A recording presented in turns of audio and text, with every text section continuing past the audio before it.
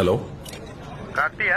ஆமா நீங்க? தாய்லாந்துக்கு ஒரு இல்லீகல் பார்சல் நீங்க அனுப்பியிருக்கீங்க. அதுக்காக உங்களை டிஜிட்டல் அரெஸ்ட் பார்சலா? சிபிஐல இருந்து உங்களை கான்டாக்ட் பண்ணுவாங்க. ஃபர்தர் இன்வெஸ்டிகேஷனுக்கு ரெடியா இருங்க. அவங்க கேட்கிற டீடைல்ஸ் பூரா சார் இல்ல சார், நான் அதுவும் பார்சல் தான் அனுப்பல சார்.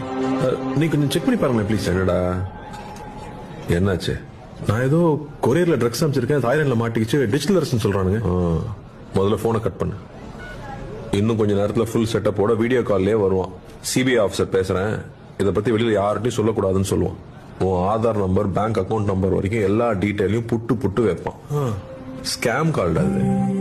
ஸ்கேம். இந்த மாதிரி சிபிஐல இருந்து பேசுறோம், அமலாக்கத்துறையில இருந்து பேசுறோம்னு சொல்லுவாங்க. உங்களுக்கு பரிசு விழுந்திருக்குன்னு சொல்லுவாங்க. பேங்க்ல இருந்து பேசுறோம், உங்க ஓடிபி நம்பர் கொடுங்கன்னு சொல்லுவாங்க. இப்படி பல வித்த வச்சிருக்கானுங்க, ஏமாந்துடாதீங்க.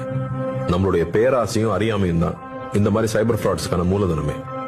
டிஜிட்டல் அரெஸ்ட்ங்கிற ஒரு சட்டமே நம்ம சட்டத்துறையில இல்ல, நம்ப வேண்டாம். இதுல மக்கள் பல கோடி ரூபாய் ஏமாந்துருக்காங்க. இதுல ஏமாந்தவங்க சின்னவங்க பெரியவங்க, படிச்சவங்க படிக்காதவங்கன்ற பேதமே இல்ல. வீட்டுல இருக்க எல்லாரையும் எஜுகேட் பண்ணுங்க, முக்கியமா பெரியவங்க. Let's build a safer digital world.